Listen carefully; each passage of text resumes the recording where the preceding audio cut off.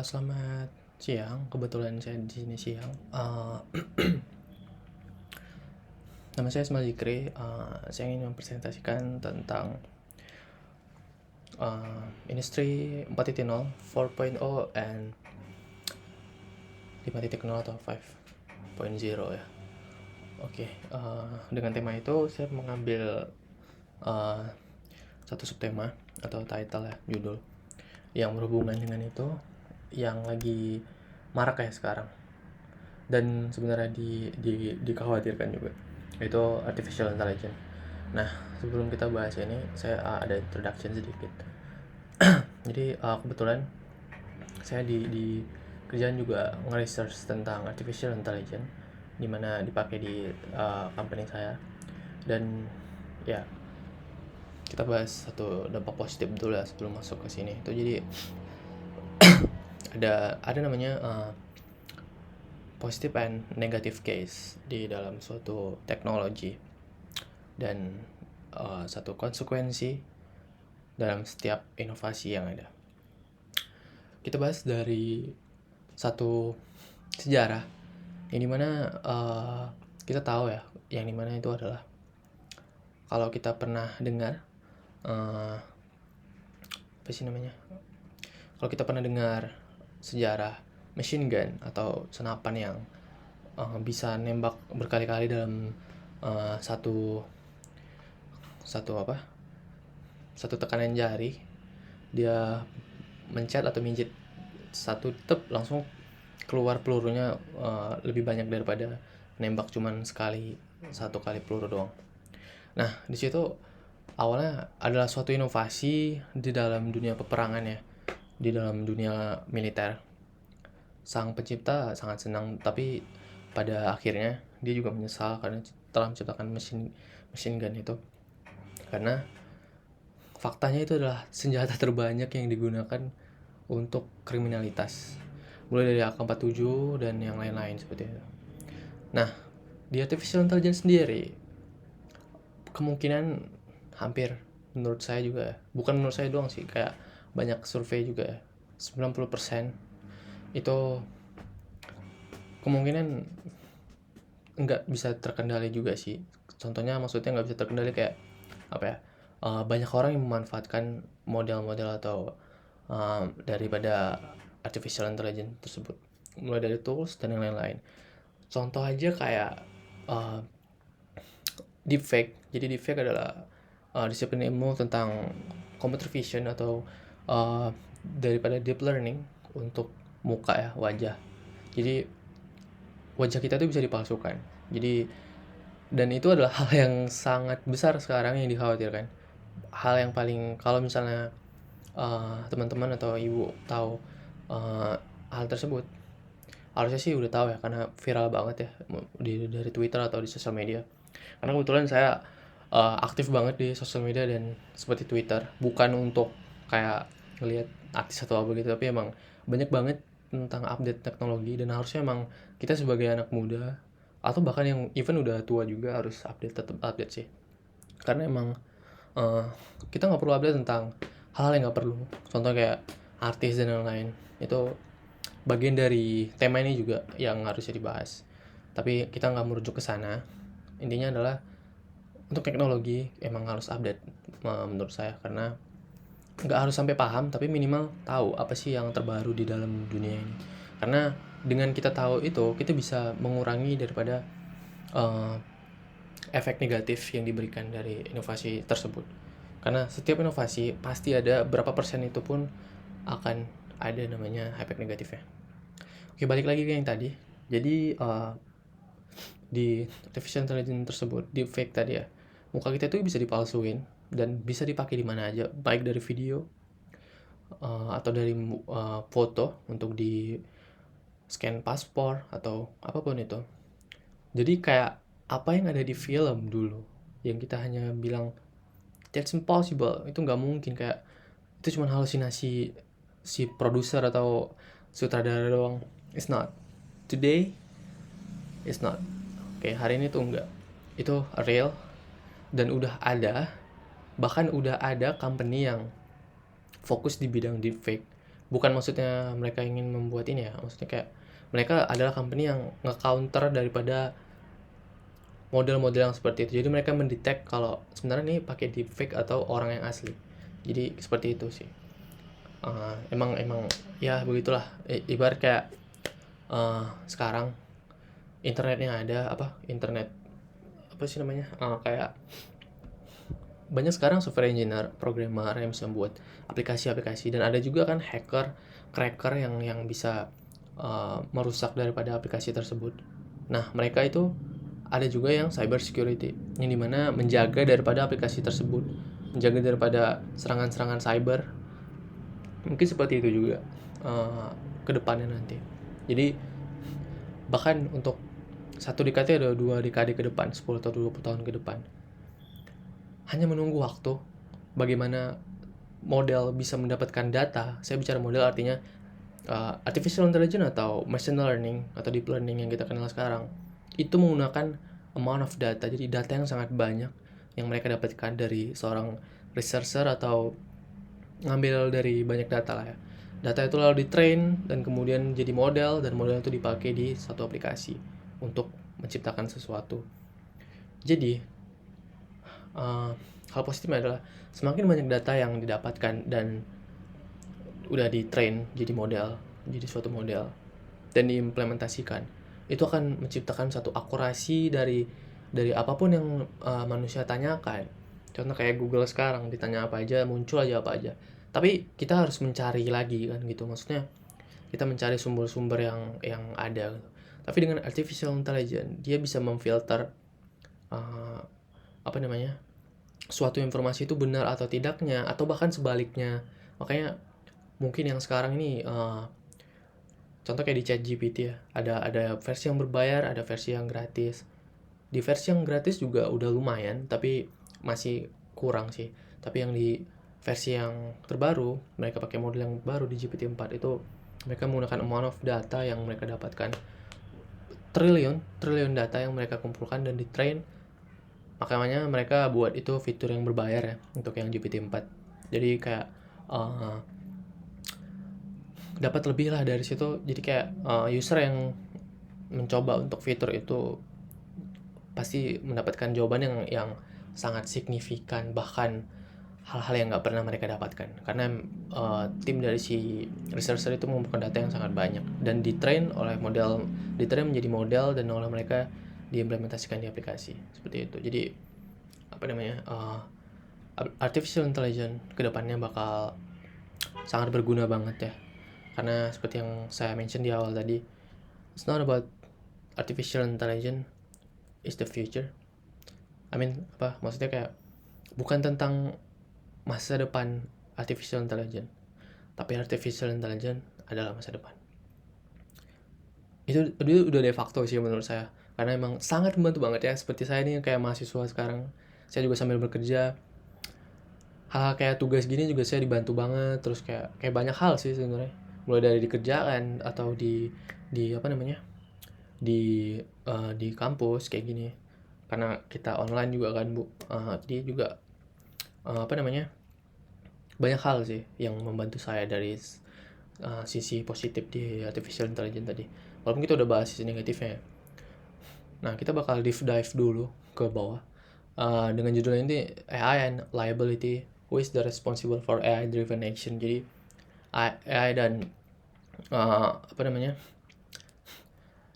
dan liability-nya, apa yang dia bisa buat di situ, siapa yang responsible atau yang bertanggung jawab atas AI driven action atau pembawaan AI dalam dunia teknologi, company atau apapun itu. Bahkan even saya sekarang presentasi gitu kan, mungkin sekarang nggak ada captionnya atau belum saya hidupin captionnya. Sekarang di Google Translate di Google Meet ini ada fitur caption, di dimana ketika saya presentasi kita bisa ngidupin captionnya, atau kayak ngikut webinar itu ada auto caption, yang dimana itu dibuat dari artificial intelligence atau machine learning yang Google sendiri yang ngembangkan. Jadi balik lagi ke sini, untuk hal-hal seperti itu yang responsible atas itu semua siapa? Apakah sudah ada legalitas bagaimana nanti ujung-ujungnya misalnya di apa sih namanya, di pemalsuan suara atau namanya disalahgunakan lah ya, daripada model-model ini. Itu sangat-sangat berbahaya sekali, seperti yang saya mention di awal. Di sini ada robot ya, yang dimana ini menggambarkan satu apa ya, bisa dibilang kayak timbangan gitu, atau hukum sih bisa dibilang. Jadi lebih tepatnya ini who is responsible for AI driven action, siapa yang bertanggung jawab atas tindakan-tindakan yang dilakukan oleh artificial intelligence tersebut. Nah, jadi di sini ada with the rapid advance in artificial intelligence AI technologies such as machine learning and deep learning, AI is becoming increasingly and integrated into our daily life. So it's kind of like apa namanya, itu seperti sangat membantu kita banget ya dan menambah apa ya, produktivitas kita di keseharian kita. Mulai dari chatbots, providing customer support, itu kayak sekarang misalnya kita kayak kind of we want to buy something like in Tokopedia, kita pengen beli sesuatu di Tokopedia, and there's problem, want chat like the support customer service, itu kan masih yang manual ya, masih yang apa namanya, masih orang beneran gitu yang ngebalas. Jadi emang ada, kebetulan saya juga ada punya teman juga di Tokopedia, mereka tuh ya manual gitu. Ada yang siapa yang ngechat, nanti itu jadi ticketing, jadi satu tiket yang bakal diambil ke si CS yang lain. Siapa yang ngambil itu dia yang membalas dan menuliskan namanya siapa gitu. Tapi dengan adanya artificial intelligence, that's literally kayak fully automatic bots, chatbots yang ngebalas itu semua, dan what kind of problem the user have itu di-solve oleh artificial intelligence itu sendiri dengan kayak human yang ngetik, bener-bener kayak apa ya, kayak model atau chatbotnya itu kayak bener-bener kita ngerasain ngechat sama si customer yang real. So the AI is revolution various industries. Jadi kayak revolusi di beberapa industri itu bener-bener impact banget ya. Walaupun with the rise in AI driven action, a critical question arise. Jadi beberapa question yang sangat kritikal itu muncul. We should be held responsible when AI makes a mistake or causes harm. In this article kita bakal membahas itu. Jadi kayak yang sebelum saya bilang, jadi kalau AI itu buat problem, sesuatu yang nggak kita inginkan, yang namanya apa ya, yang namanya artificial intelligence atau machine learning itu kan mereka juga masih belajar. Makanya kenapa ketika data itu belum cukup, mereka tidak cukup juga buat menjadi benar. Contoh gini deh, they are like a human, like us gitu, kayak mereka tuh seperti manusia juga, dibuat kayak kita. Jadi kayak waktu saya masih SD, saya belum paham tentang bagaimana menulis, saya belum paham apa itu binatang-binatang yang list of binatang, saya belum tahu daftar-daftar binatang yang ada, seperti yang saya bisa ngelihat, oh itu besar, ini apakah itu jerapah atau itu gajah, saya belum tahu namanya dulu. Contoh kayak juga saya pengen nyebrang jalan, baiknya sih gimana sih, apa saya langsung jalan aja nggak lihat kanan kiri. That's why the machine learning is coming gitu, kayak machine learning itu hadir buat itu, yang dimana diciptakan untuk sebenarnya membantu manusia. Makanya mereka diciptakan untuk humanis actually sebenarnya. Jadi mereka juga butuh belajar dari data-data yang mereka ambil.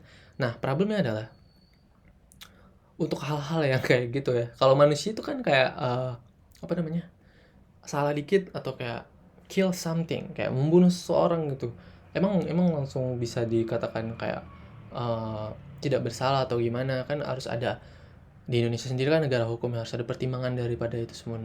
Itu kalau kenapa sebenarnya sama dengan AI ini juga. AI makes mistake or causes harm.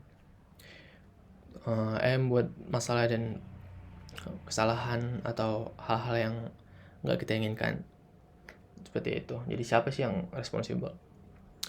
Oke. Jadi implication-nya adalah AI sendiri punya potensial yang sangat efisiensi untuk productivity di different sector atau di sektor yang berbeda, banyak banget seperti yang tadi, yang dimana various industry ya tadi katanya, di berbagai industri yang ada. Contoh juga kayak healthcare itu sangat membantu sekali. Saya juga research tentang ini, yang dimana banyak hal yang belum didiscover ya gitu, kayak kita bisa memanfaatkan machine learning, artificial intelligence buat kesehatan. Kayak kita ngedetect penyakit pneumonia, automatic itu ya, kayak apa namanya? Dari scan yang ada kita butuh uh, ngelihat lagi pakai mata kita sendiri gitu kan, kayak tugasnya dokter lah misalnya gitu. Jika mereka punya banyak pasien like that, kita pasti tahu lah ya beberapa orang yang datang ke rumah sakit, scan terus nunggu beberapa hari, ya pasti dong nggak langsung keluar gitu hasilnya. With the artificial intelligence kita bisa tahu itu asli apa enggak. Maksudnya kita bisa tahu kalau dia tuh terkena penyakit apa gitu, tanpa harus nunggu sampai beberapa hari. Itu solve problem banget sih sebenarnya. Terus kayak contoh kayak di bidang healthcare membantu membuat, udah banyak sih ya di luar negeri, kayak ngebuat satu terobosan obat. Mereka menciptakan molekul-molekul yang diotomasi sama artificial intelligence. Banyak sih. Terus masalahnya adalah dengan I also widely use autonomous facial. Jadi kayak sebenarnya automatically itu kayak suatu yang otomatis itu juga serem sebenarnya, dan bagus tapi ada efek negatifnya. Di mana itu membantu improve untuk namanya mendeteksi suatu masalah dan bisa membuat beberapa keputusan ya, making split decision hanya beberapa detik bahkan. Walaupun begitu sangat ya complicated juga sih. Banyak hal yang bias. Banyak hal yang bias dan banyak hal juga yang apa ya, potential risks and liabilities associated with their action. Jadi kayak yang namanya masih belajar ya machine learning tadi, kecuali emang apa yang disampaikan ke user atau yang di deliver ke user itu benar-benar yang baik banget. Tapi faktanya bahkan even ChatGPT aja sekarang masih banyak yang salah sebenarnya. Tapi ketika kita coba ngasih informasi lagi ke dia, oh gini, saya pengen ini, oh enggak, salah, saya pengen ini, akhirnya dia bisa menyelesaikan itu. Artinya apa? Ya benar tadi, yang dimana ketika kita memberikan data yang lebih oke dan perintah-perintah yang bagus, itu emang cocok banget sih.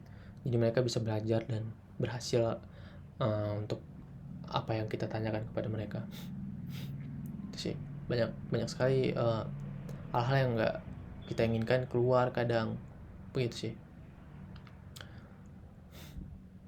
Terus siapa sih yang membuat itu sebenarnya ya AI engineer ya, AI developer. Jadi sebenarnya ya seorang engineer ini ya saya juga sebagai itu ya, jadi responsible juga sih sebenarnya. Cuman nggak bisa disalahin sebenarnya karena ya mereka juga salah, cuman sebenarnya nggak langsung ke orang yang buat ya langsung gitu, karena emang kita bahas akan lebih detail. Tapi di pertama itu emang mereka dulu, karena mereka yang ngedesain algoritma dan training modelsnya sampai jadi aplikasi. Ya begitu sih. Jadi kayak bisa dibilang kayak yang paling akhir sih sebenarnya yang bakal disalahkan. Yang pertama sih menurut saya ya pasti seorang data provider ya di sini, atau bahkan yang lebih atas lagi ya yang si operational, misalnya kind of like CEO-nya gitu yang disalahin, bisa jadi seperti itu. Yang kedua ya data providernya, karena abis seorang data scientist sih bisa dibilang ini data provider yang ngebuat data-data tadi yang bisa digunain seorang AI engineer.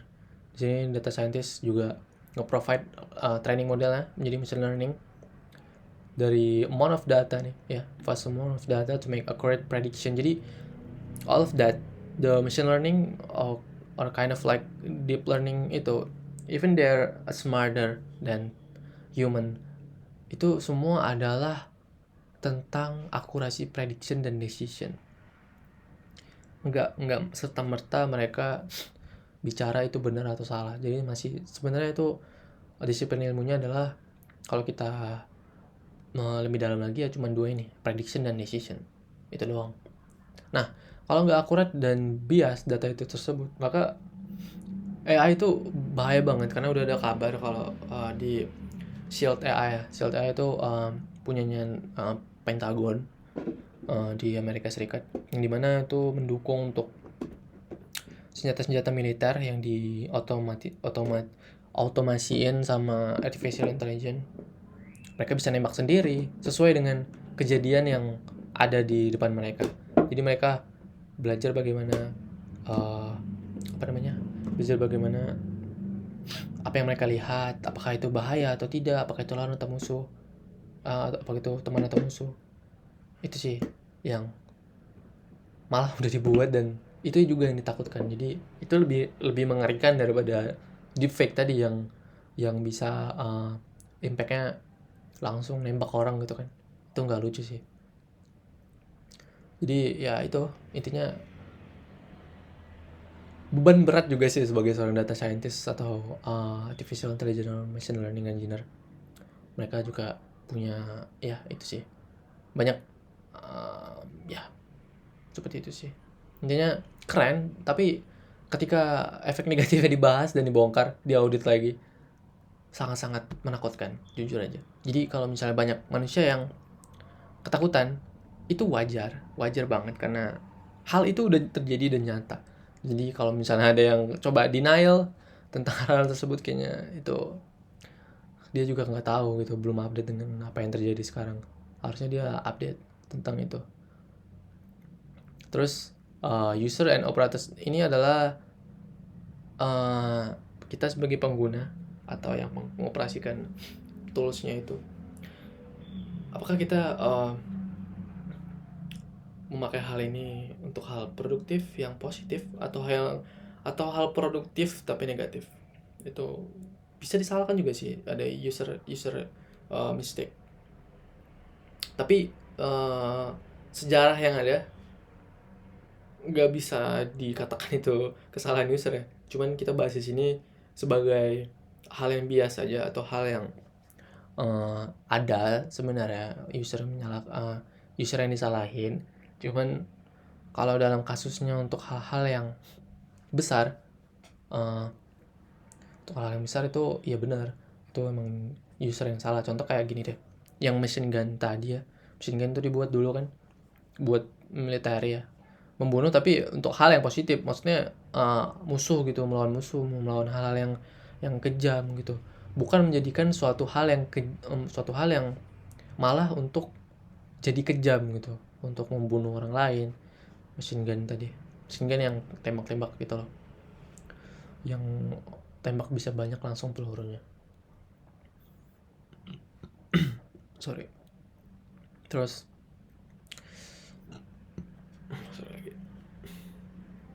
ada role of regulatory framework, di mana AI sendiri terus berkembang, dan pemerintah juga sebenarnya udah banyak yang masang. Di Indonesia tuh belum ada. Itu saya sangat sayangkan sekali. Di luar negeri sih udah ada regulatory bodies and grappling with the complex issue at liability. Many legal systems are currently ill-equipped to handle the unique challenges posed by AI system. Jadi banyak yang udah pakai legalitas ini untuk hal-hal yang udah dilakukan sama AI. Jadi walaupun dia udah hadir duluan, jadi mereka audit lagi nih sebelum model itu keluar. Dan udah banyak ya. Contoh kayak di Eropa sendiri ada GDPR, ada European Union General Data Protection Regulation, jadi mana nggak sembarangan untuk menggunakan data yang ingin dipublikasikan atau yang dipakai buat jadi model artificial intelligence. Terus kayak kita berbagi responsibility dan collaborative effort, dimana contoh kayak presiden aja lah ya kita bahas, atau pemimpin yang mimpin suatu daerah atau suatu hal yang dia pimpin. Contoh kayak tim kelompok lah atau yang apapun kind of like that gitu. Eh, dia kan harus dia nggak bisa ngehandle semua apa yang dia lihat atau semua apa yang dia coba handle. Sebenarnya kayak di luar kemampuan dia, cuman dia kan sebagai namanya leader, dia mencoba atau menjadi seorang ketua yang baik gitu, menjadi leader yang baik. Tapi dia nggak bisa sebenarnya untuk maksa jadi ini jadi itu, nggak bisa. Dia harus memberikan contoh dulu untuk bisa menyadarkan, karena kalau hanya perintah doang kayaknya banyak orang yang hanya hormat atau respect karena kedudukannya doang, tapi tidak dengan uh, apa namanya, tidak dengan sikap atau apa yang dicontohkan sebagai leader. Jadi mereka hanya patuh karena dia seorang ketua. Ada yang namanya inisiatif ya, inisiatif itu sangat penting, dimana belum pun disuruh tapi udah dilakukan karena emang udah dicontohkan dari orang lain. Atau misalnya tadi in case kayak ada ketua dan kelompok anggota gitu. Jadi kita di sini berbagi responsibility dan collaborative effort, yang dimana kita sebagai user, kita sebagai manusia juga yang membutuhkan juga sih sebenarnya inovasi ini untuk tahun-tahun ke depan, yang dimana kita juga takut ya apakah ini menggantikan pekerjaan atau tidak. Tapi ya kembali lagi dengan kita sebagai manusia tetap menciptakan inovasi yang baik untuk masa depan juga sih. Itu sih. Jadi ya semua juga ikut andil daripada effort untuk menjaga kestabilan artificial intelligence di dunia sekarang. Terus kesimpulan adalah AI tetap menjadi aspek dari kehidupan kita, dan banyak pertanyaan tentang AI driven atau pembawaan dari AI, aksi mereka yang sangat krusial.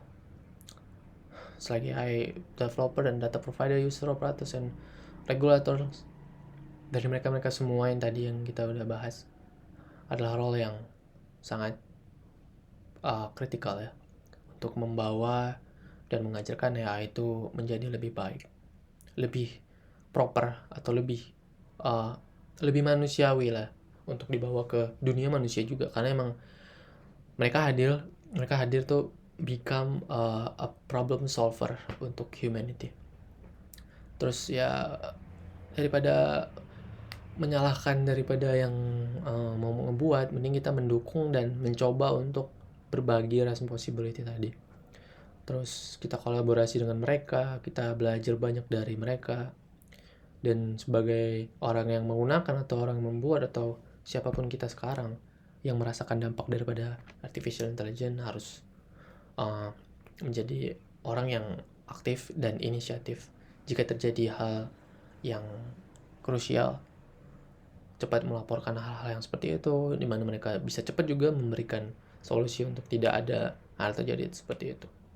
Mungkin itu aja sih dari penjelasan saya tentang artificial intelligence. Ya, itu ada hubungannya juga ya yang tadi dengan industri 4.0 dan 5.0. Karena Indonesia sekarang sih pengguna artificial intelligence juga banyak ya, dan banyak juga sekarang company-company atau perusahaan yang udah make atau mencoba untuk implementasi membawa artificial intelligence, daripada membawa artificial intelligence untuk di company-company mereka, untuk membantu mereka menjadi lebih baik lagi.